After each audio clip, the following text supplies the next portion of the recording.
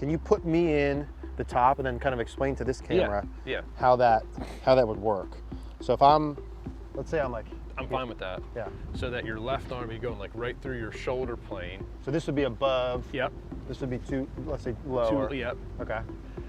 Another reference would just be like if you're standing up vertically. So if we're facing the camera right here, right? Yeah. Your left arm, just baseline, would work at like a right angle to your spine. Okay. You want it to work up, you don't want it to lower. So the left arm be loading at a right angle to the spine. Okay. So, but now that ends up being on a tilted angle through your shoulder plane. So it's like this should be where my arm is. Yes. But then I'm here. Bent over on here. Okay, I like that. Over. Okay. I want to talk to you today about Live View Golf. Now you guys hear me say all the time that you need feedback when you're practicing. You need to know if you're actually doing what you're trying to do, and the best way to give yourself feedback ultimately is video. And not only is video the best way to give yourself feedback, but being able to see yourself simultaneously as you're doing a movement is the best form of video feedback. It's the best way I've seen to make changes in your swing and be able to correlate the differences between your feels and your reels. Live View is super easy to use and set up. Simply set it up behind or in front of you. You connect it with your iPad or phone, pop that on the ground. You can actually do your practice, see yourself as you're doing it, the best way to expedite your process. I encourage you guys to check out Live View Golf. We'll put a link in the description down below with a coupon code. I would say from the down the line, like my issues that I run into are arm goes high, wrist gets cupped, right? So like my older swings, where my arms are like here. So for me to have the alignments, like let's talk through that. Yeah. Let's say like when you're looking at my swing from down the line, what constitutes a good spot? You want to run me through that right now? Yeah. I would say what happens with you is you start flexing your arm, your right arm starts flexing. Sometimes you don't extend your leg enough. Yeah. And then that's when you lose the depth, and to gain your backswing longer, that's when you start flexing and lifting your arm. So like that was a bomb right there. Yes, I would say the first thing for you to do would be on your back, as you would go back, just how to start coordinating it. The legs flex change, right? The right leg keeps straightening longer.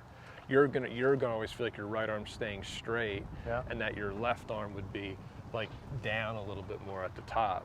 Yeah. You could put like a tee or a glove under your right arm. That would help clean that part up a little bit, just to get rid of like that lifting and flexing, and that's where your wrist starts cupping a little bit. So like the root, for someone who's watching, the root of it is my trail leg doesn't keep extending long enough. Correct. And then that changes how much my pelvis turns. And then works up to the shoulders, and then that's the beginning of you flexing and lifting your arms a little bit. So my bads, especially like if older swings, my right leg would stay very flexed.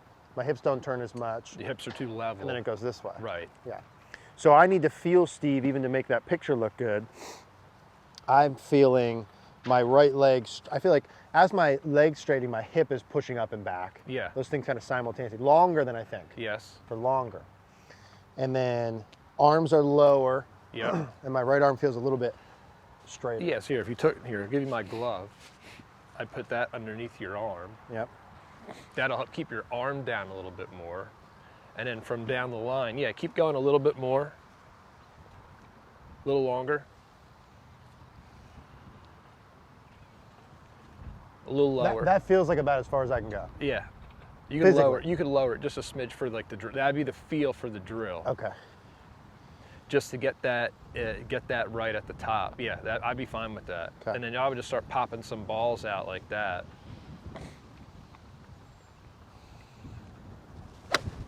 Yeah, that'd be a nice one. I want you to see that one. I still need to, I need to feel my arms really low.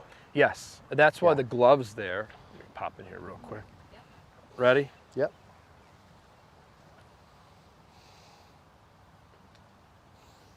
That could be a little lower. Do that one more time. That was a nice stretch. When you do that, feel like when you go back, your right arm's going to be straight, but it's going to feel like your arm's like down on your waist. Okay.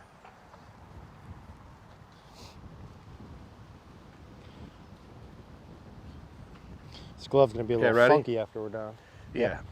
Go ahead. Go back real slow and just pop it out there. Yeah, that's going to be the one you'll want to see.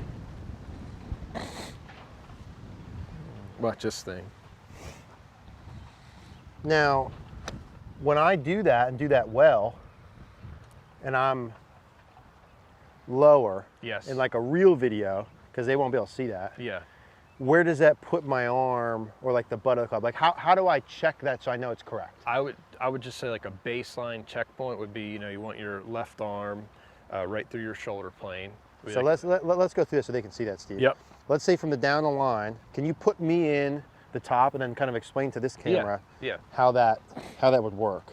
So if let's say I'm like, I'm fine with that. yeah. So that your left arm be going like right through your shoulder plane. So this would be above. Yep. This would be let's say lower. Yep. Okay. Another reference would just be like if you're standing up vertically. So if we're facing the camera right here, right? Yeah. Your left arm, just baseline, would work at like a right angle to your spine. Okay. You want it to work up, you want it to lower. So the left arm be loading at a right angle to the spine. Okay. So, And then that ends up being on a tilted angle through your shoulder plane. so it's like this should be where my arm is. Yes. But then I'm here. Bent over on Okay, here, I like tilted that. over. Okay. That would be a reference for the left arm, and then that piece, gotta do that. Yeah. Make your swing with the glove under your arm, and your arm will be straighter. That's gonna help Sort of get the feels. butt of the club. That's gonna help get the butt of the club behind your shoulder, so it's like on your heel line at the top of your swing. Compared to normally I might get. Yeah, for you, you'll get it lifty. The knee stays bent, and then you start cupping your left wrist a little bit. And that's the beginning of your push cutting shot. So With let's go longer clubs. Yeah. With longer clubs. So when I go back, when my arms continue to lift to make the butt of the club go farther, as my elbows separate, that's the piece that starts getting the wrist cupped. Yes. And then the wrist your arms start lifting and flexing, and then that's the beginning of the left wrist cupping. And then when my wrist cups, that makes the face open. Yep. When the face is open, that makes it start more right. Yep. And your arm being high gets the shaft to come down steep. Versus when I get it deeper, Yep. it works more. The deeper your arms are, the more that gets the entry point where it comes down. So do that again, right? We'll do it good first. So you go to the top of your swing, you're good. When you come down, when you start coming down in the P5, the entry point where your hands hit your shoulder are right through the mid part of your bicep, and then the shaft is coming right through mid to base part of the bicep. That's going to help get the path more in. When you go bad, it lifts up. Then the entry point of the hand is like on the shoulder, and the shaft's like on the shoulder coming down. That's the steep part of it. And then I really fix it at the bottom. So let's do this with the glove then one more again. Yep. I would be hitting always with a glove if I were you. Okay. Trying to say something, Steve? Yeah. Make sure you practice right. So I'm feeling like my right leg is straightening longer. Yep. My arms feel around my hip. Yep. And my right arm feels very wide. Yes. Those are my feels. Yeah, that was nice. I mean, we could keep cleaning it up, but that's pretty good right there. Yeah. All right, let me do it again. So, like we talked about, for me, my miss now is a push cut. Yep. Which I like. With longer clubs. That's what you said. With longer clubs, and even the shorter ones. Like I'd say, when things go off, the ball starts too far right, specifically. Okay. Yep. Now like we talked about, I didn't put all that stuff in there to do it. Yeah. But I really consciously was like, I don't want to hook it left anymore. Yep. So that's not the right way to do it. It's not the right way to do it. And I don't mind if I miss right. Yeah. I hate when it starts like 30 feet right. Yeah, push cut. Push anything. Yeah. For me. Yep. I really like to see get the ball started on. So the whole point, I want to just regurgitate that I'm understanding it correctly. Putting these pieces in, and for me maybe feeling a little bit of the wrist more flat. I'm getting there. Yeah, okay. I'm getting there. That would make the face more square. Yep. So that doesn't start as far right. Correct. Okay. So the first thing would be, getting your, the way that we're organizing it right now is getting your body working better, your legs, your limbs and your arms working better at the top. That's like step number one, how we've started this. Okay. And then the piece number two, go to the top. As we do the piece number two is you're just going to feel a little bit more bowing of your left wrist at the top of your swing to close the face a little bit more. Yeah. So the combination of both of those, your arms and your body being a better spot, is going to get the shaft to come down better, and then the face being more closed will definitely make sure the ball doesn't start to the right. Too far right. Okay. I like that, Steve. Yeah, I want to just check it one more time from down the line. Yeah, that's perfect. So do that again, right? Yep. Do that again and just stop right at the top. Now whack it, just whack it. That would be like a great way to practice for you. So if you have your camera station set up from down the line, you would see that your leg kept extending for a long period of time, your hands and arms, if anything, were anything too low, and your wrist was good, then you see how the ball started straight, and if anything, overdrew into a pretty strong left to right Can we wind. do one more video from down the line just so I can see? Even if you just do it with my normal camera. You don't even have to do coach now. Just go like super slow. Hit it. Nice. For how low my arms feel and how bowed my wrist feels, it's just normal. neutral. It's That's just neutral. normal. Mine's more bowed than that. I think that's a really good thing too, where like to see is I need to feel like I'm exaggerating 10 times more than I would think, right? Yeah, for me to get to there. So like literally even me now, and like I have a good grasp on this stuff, and I know, hey, I need to feel my arm lower, I need to feel my wrist a little bowed. For me to get it to look how I want on camera, I feel at least 10 times more than I would initially think. And so we try and chirp on that in the videos. You have to do like wildly more than you think in the beginning to make it look how you want. I think that's so important. Oh yeah. Wildly more. Wildly more. Let me see if I can repeat that. So my arms feel... And can I say one more thing You can say whatever you want, Steve. The purpose of you doing this is, all right, you know that when you make this swing, the ball's not going to start to the right, and it's not going to go cut. It's not going to be a push cut. Right. So you should know in your head, okay, the piece of my arms being down help keep my shaft in, and then the piece of me getting my wrist correct helps the face be more closed. If anything, right now, this ball should start overdrawing in my practice, and that's telling me I'm doing it right. And it got it. And so it gives me a reason to like, I should be doing more and more and more and more because it changes the arrow that I want to change. Correct. Yeah, got it. I'm not just doing it for the sake of doing it. No, there's a reason behind what you're practicing. The ball is telling you if you're doing it good or not. Let's see that one more time.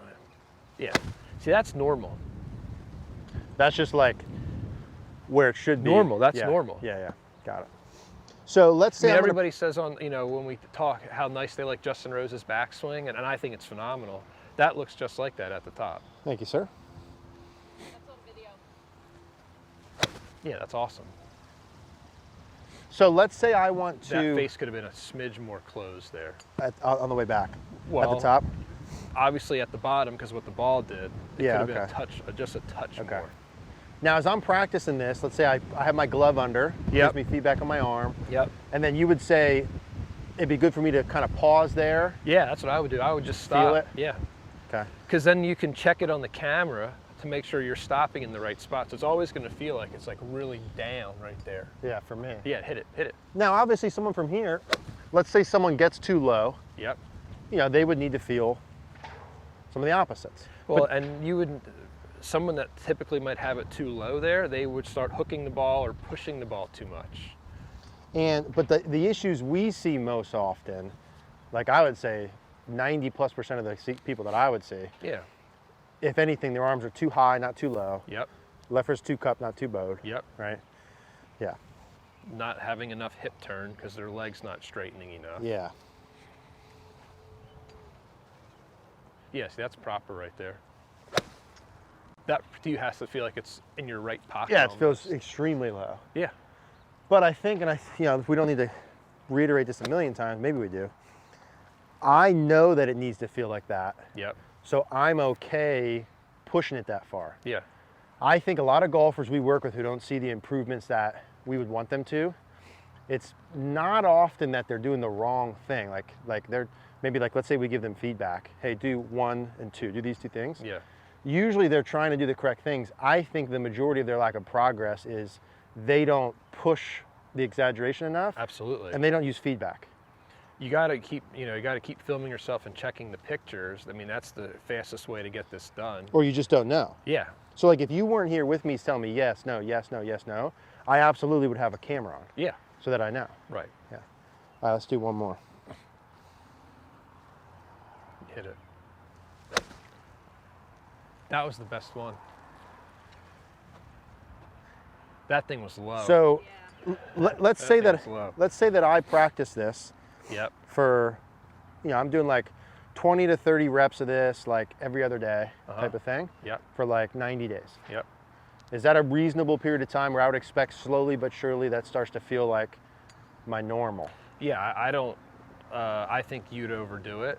Okay, in that period of time. Yeah. I think what would happen is you'd start overhooking. Yep. Because of what's going on through the ball. Got it. Okay. And that's a nice little transition into what we'll do in our next one. Yeah.